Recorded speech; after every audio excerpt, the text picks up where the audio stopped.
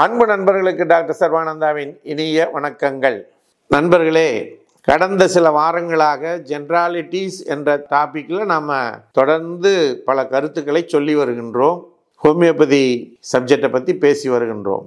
Doctor Hahnemann அவர்கள் ஹோமியோபதியை மிக சிறந்த முறையிலே மருந்துகளை மனிதர்களுக்கு கொடுத்து அவர்களுக்கு நடந்த மாறுதல்களை குறித்து எடுத்து வைத்து அதை முல்லை முள்ளால் எடுப்பது என்ற தத்துவத்தின் அடிப்படையிலே சிகிச்சையை அளித்து வந்திருக்கிறார்கள். டாக்டர் கென்ட் என்கின்ற அமெரிக்க ஆங்கில மருத்துவர் ஹோமியோபதி மேலே பற்று கொண்டு அதை மிகச்சிறந்த அளவிலே வளர்த்தெடுத்திருக்கிறார். அவர் எழுதிய ரெப்பரட்டரி புக்கில் இருந்து தான் நாம் இப்போ இந்த ஜென்ராலிட்டிஸ் அப்படிங்கிற டாபிக் எடுத்து அதை பற்றி விளக்கமாக சொல்லி வருகின்றோம்.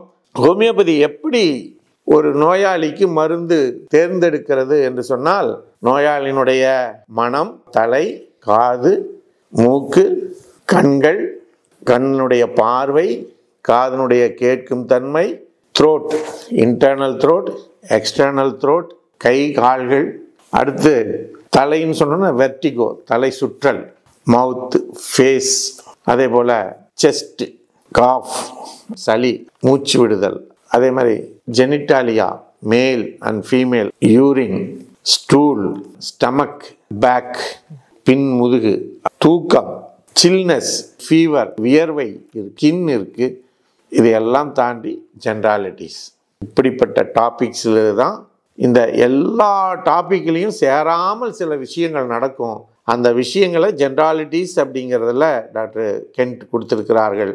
இவைகளை தனித்தனியாக அதில் ஏற்படக்கூடிய பிரச்சனைகளை எல்லாம் தொகுத்து அதற்குரிய நிலைகளை டாக்டர் கென்ட் அவர்கள் சொல்லியிருக்கிறார்கள். நண்பர்களே, ஜென்ராலிட்டிஸில் ஸ்ட்ரெச்சிங் அப்படிங்கிற டாப்பிக்கை இப்போ பார்க்க போகிறோம். நம்முடைய உடலின் தசைகளில் நெகிழ்ச்சியை ஏற்படுத்தவும் அதை குறிப்பிட்ட அளவு விரிவடைய செய்யவும் நாம் செய்யக்கூடிய பயிற்சி தான் ஸ்ட்ரெச்சிங். இப்போ மார்பகம் நல்லா இருக்கணும் அப்படின்னா என்ன பண்ணுறோம்? நல்லா மூச்சை பிடிச்சி இழுத்து இப்போ பார்த்தீங்கன்னா இதாங்க.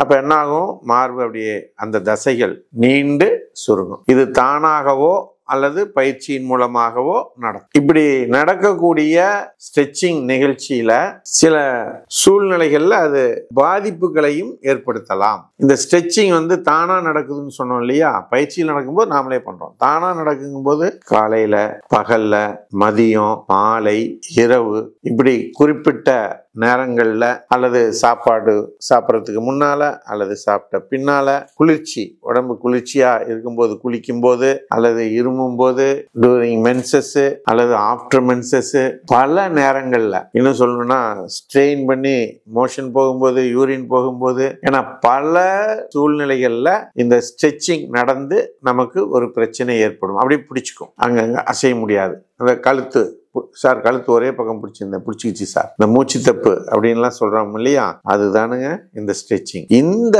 மாதிரி ஒரு ஸ்ட்ரெச்சிங் நிலையில் நீங்கள் சிக்கிக்கொண்டால் அதை சரி செய்வதற்கு என்ன பண்ணணும்? இந்த கழுத்து நீட்டி அது மாதிரிலாம் எடுத்துடாதீங்க. அதுக்கு ஆயில் இருந்தால் ஆயில் அப்ளை பண்ணலாம், அல்லது ஹோமியோபதியில் அதை நீக்குவதற்கு நல்ல பெஸ்ட் மெடிசின்ஸ் இருக்கு.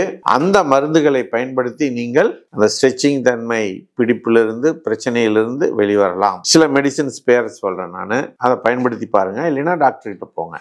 ஆர்சனிக்கம் ஆல்பம், காஸ்டிகம், ரெக்ஸ்டாக்ஸ், சாமமில்லா, நக்ஸ்வாமிகா, பல்செட்லா போன்ற பல மருந்துகள் அதற்கு பயன்படுகிறது. இந்த ஸ்ட்ரெச்சிங்னால பிரச்சனை ஏற்பட்டு உங்களுக்கு பாதிப்பு ஏற்பட்டால் இந்த மருந்தை பயன்படுத்துங்கள். அல்லது சர்வம் ஹெல்த் கேரை தொடர்பு கொண்டு கேளுங்க, உங்களுக்கான மருந்து தருவாங்க. இது போன்ற வித்தியாசமான நோய் தன்மைகளை பற்றி தெரிந்து கொள்வதற்கு, அதற்கான தீர்வுகளை பற்றி தெரிந்து கொள்வதற்கு சர்வம் யூடியூப் சேனலை மறவாமல் சப்ஸ்கிரைப் செய்யுங்கள் என்று கேட்டு விடைபெறுகிறோம். நன்றி, வணக்கம்.